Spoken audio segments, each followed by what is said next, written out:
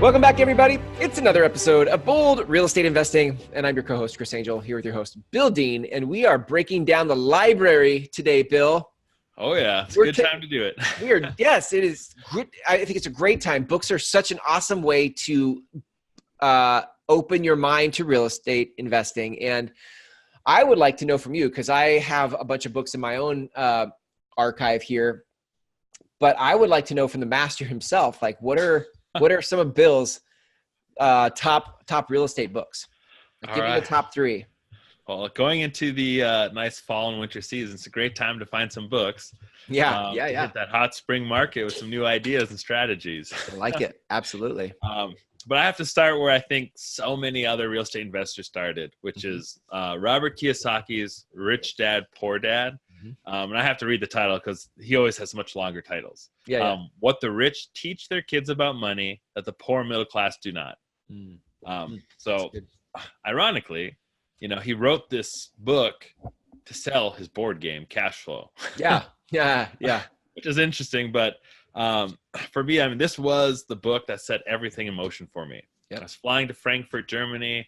I had 13.5-hour flight, and someone recommended this book, and all right, I'll check it out. Wow. I started going, and it just made so much sense to me. How old were you when you did that? I was 24, maybe. Awesome. Wow. I was actually 23, just turning 24 that month. Wow. And it just, all of a sudden, okay, I was one of those people who, I went to college, I have 2.5 degrees, and I was like, what the heck am I going to do with myself? I learned stuff, but it's not really go and make me money stuff per se.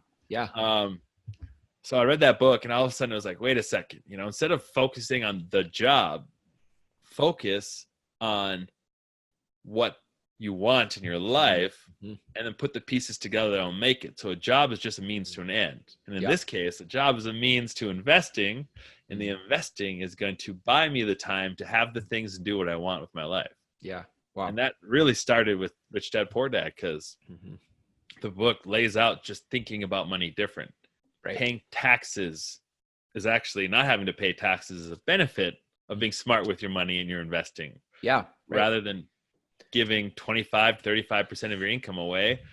What if you only had to give away 3 to 8%? Yeah. Right. Yeah. That's so good. So what were some other key pieces of Rich Dad, Poor Dad for you? Because that was the book that got me into real estate as an agent, as wanting to invest. I wanted to invest, and I thought I should learn how to be an agent to see how the game is played. And it was Rich Dad, Poor Dad that sent me into that whole tailspin. What are some of the big takeaways from you? Well, the big thing was creating income streams, not piles of money. Because he talks about just, if you get a bucket full of money, every time you reach into and pull money out, it's gone. It's gone. Yeah. Versus if you focus on creating streams of income, you can pull as you need, but it's always producing for you. Yeah.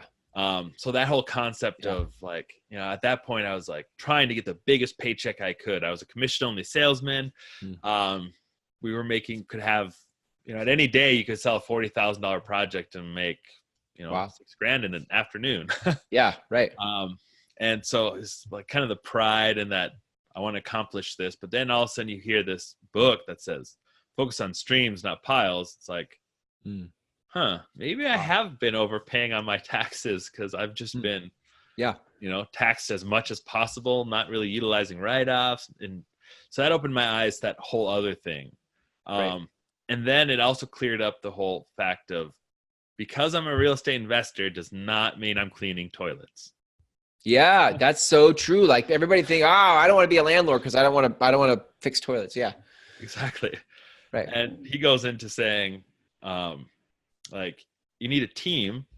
Yeah. And one of the most important is your property manager. Yeah. You don't have to swing a hammer. You don't have to do that. You can actually just find the people who love doing that, right, and orchestrate the money and get into real estate investing. That's good. Yeah, I like that. That's so good. Got it. So Rich Dad, Poor Dad. You read it at 23, 24. What was the next book for you that you felt like was a big one? So that book started a fire, and I looked through and wrote down all the books that he recommended in that book. So since I had a 14-day vacation, the next book was actually recommended in Rich Dad Poor Dad, and that is The Richest Man in Babylon. Yeah, and that's by George S. Clason. Yeah, And that book was phenomenal because it's not actually about real estate investing. It's have you read the book? Yeah. Okay. Yeah. Yep. So I mean, they literally transcribed from Sumeric clay tablets this story, and it's written by the translator, and it's all about putting away 10%, living off 90%. Yeah. And it sounds basic, but it tells the story of the prodigal son, in essence, where Dad, give me my money, I'm out. Okay, here it is. Sweet, let's go party. And all of a sudden, wait a second, I'm out of money and I don't have anything making me money. So now what do I do? Right. And struggle to come back. And it was amazing because yet again, it's funny how we always live up to our means. Yeah. Yeah. Like, oh, I got a pay raise. Why am I still paycheck to paycheck? Yeah. Yeah. It's like, oh, this isn't working quite right. Right. So that whole concept of always living on less than you make and forcing yourself to put money away. Right.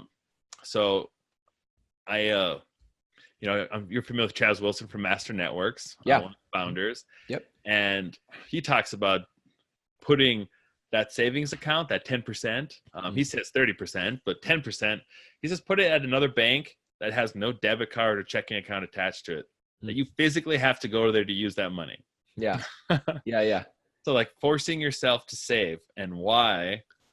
Because those investments of a lifetime are always happening. Got it. So that money that you're putting in that other bank account is there to invest when the opportunity of a lifetime comes around, right? That's what you're saying? Yep. Yeah. So Rich Dad talks about, why investing is awesome and how to think about investing. And then The Richest Man in Babylon creates the practical lifestyle that says, I can become an investor. I don't have to go and buy something today, but I can start putting money away and learning and seeing what's going on. Cause you never know when you'll find that grandma selling her classic vehicle that means nothing to her because she can't drive. So, hey, I'm just selling it for $5,000. I don't really care. Yeah. Okay. I'll take a 68 Shelby. Right. Yeah. Yeah. Richest Man in Babylon is I love that it's a story too. Cause it just beautifully and simply gives you the lesson. You're just like, wow, that's like, and then you get to look at your life in the ways that you're not living now. You're like, wow, I got some work to do, but that's super good. Okay, good. That's number 2. What's number 3? So I have to go back to Robert Kiyosaki again. Yeah. Was this on the same trip? You went through the first 2 and you get the 3rd book on the same trip? Yes, I did. Nice. I tackled 8 books on that trip. I'm an overachiever in that sense. That's amazing. Yeah. So hungry. Yes.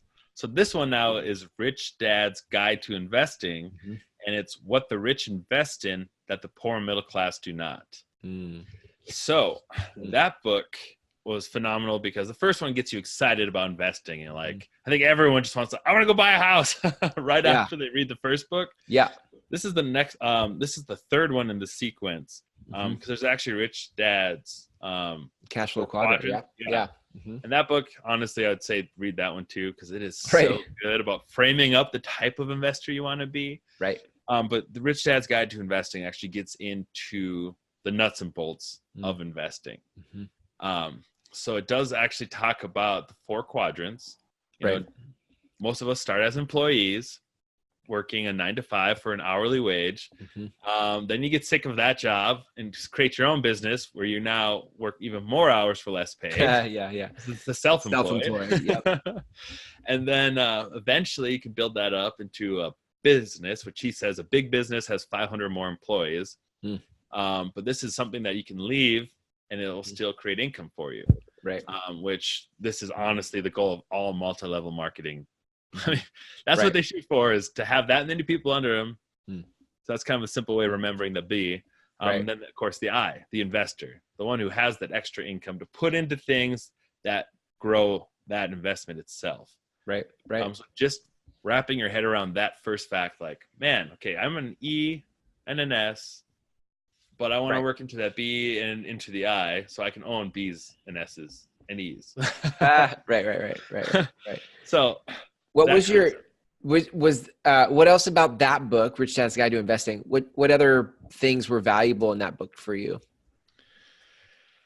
I don't want to get, I guess, too extremely technical, but he Yeah.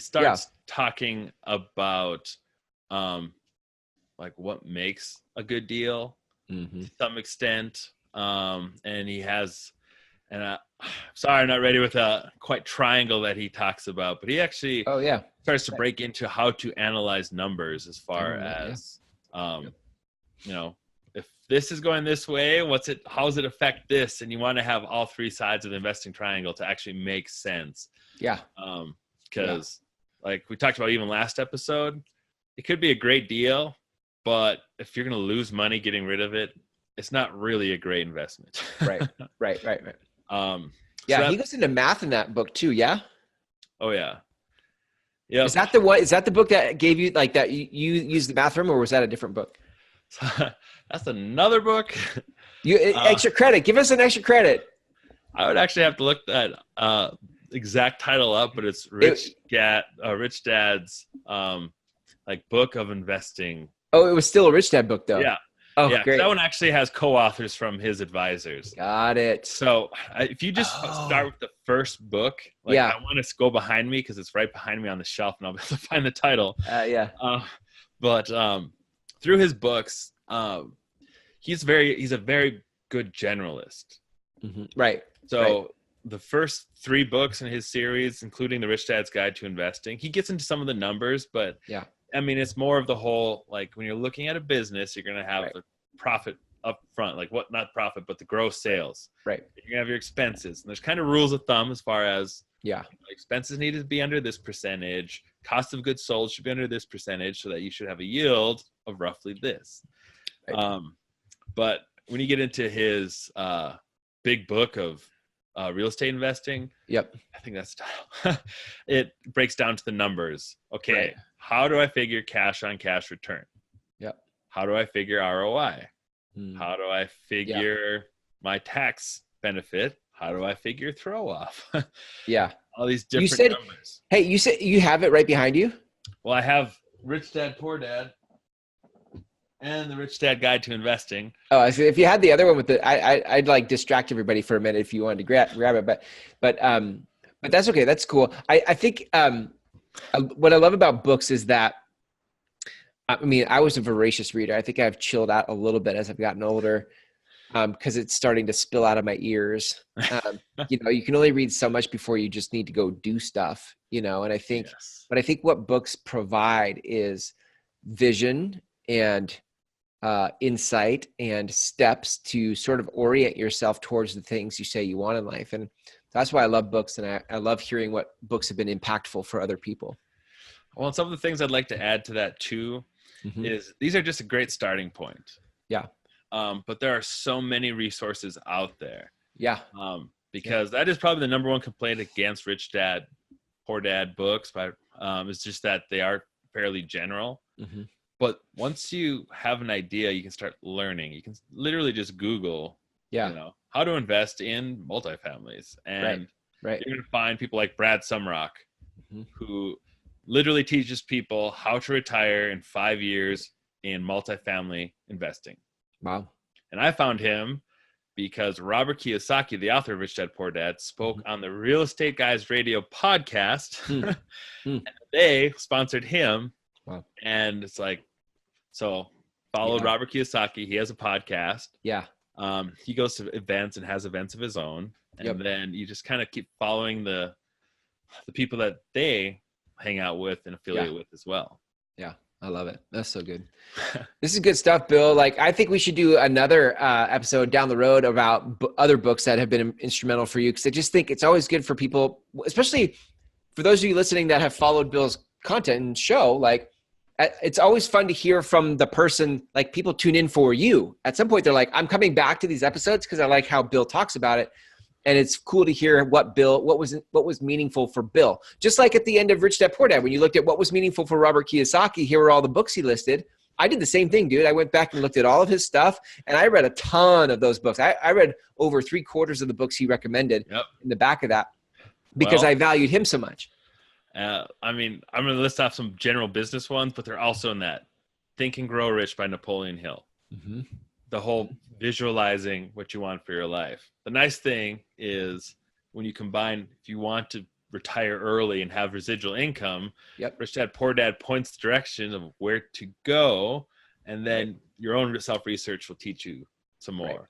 Right. And you can't get anywhere without sales skills. So how to win friends and influence people is also Carnegie. Up there, because yet again, it's literally how are you going to go relate to someone, make them feel important, ultimately get that exchange that you want, that transaction, whether it's buying or selling or investing.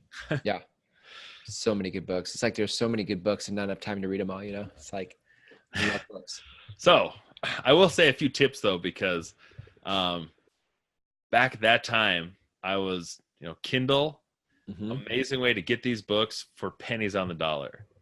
And I wish there was a way to be rewarded for this, but the best and cheapest place I have found to get copies of books isn't on Amazon. It's actually on Barnes & Noble's website. Really? If you go to Barnes & Noble, the book's going to be, like the last one I got was Ray Dalio Principles. It was showing like $36 or $37 online. On Barnes & Noble, there's a little green spot that says other versions. Very small. And you click on it, all of a sudden you get into a used book part of Barnes & Noble I didn't even know existed. So I bought the book for $7 through Barnes & Noble. Wow. Even though it was $38 on the shelf. That's awesome. So it was actually cheaper than even on Amazon that I could find it through Barnes & Noble. So that's awesome. Using good tip. I love it. Delivering value on the way out. I love it. So good. Well, hey, I go to the gym 4 times a week. I get the Audible audiobook, and that way I can learn. The only downside is you can't take notes when you're running. Yeah, I know, right? But it's another way to help process those books, because in essence, books are just conversations with people you can't talk to. Yeah, I like that. So it's really good. A chance to talk to Dale Carnegie or Robert Kiyosaki. So well, Bill, if people want to reach out to you and ask you more about other books you've read, or even some about the real estate math you learned, or how to even invest, like where can people connect with you? So reach out to me at BillDeanHolmes.com and just comment. I actually am building the list of more books. Nice. So I can just do what I have currently. Yeah, I love it. Because the more and more I go back, the more I'm like, oh yeah, I had this paper copy, I had this Kindle, and I had this Audible, all different. So I have to compile all 3. Right? Yeah. But that website's the best place to find me, and then I'll get right back to you. Awesome. Cool. Bill, thanks for sharing your wisdom as always. And I look forward to unpacking more real estate investing tips as we keep doing more episodes. So thanks again, and see you next time. All right. See you then.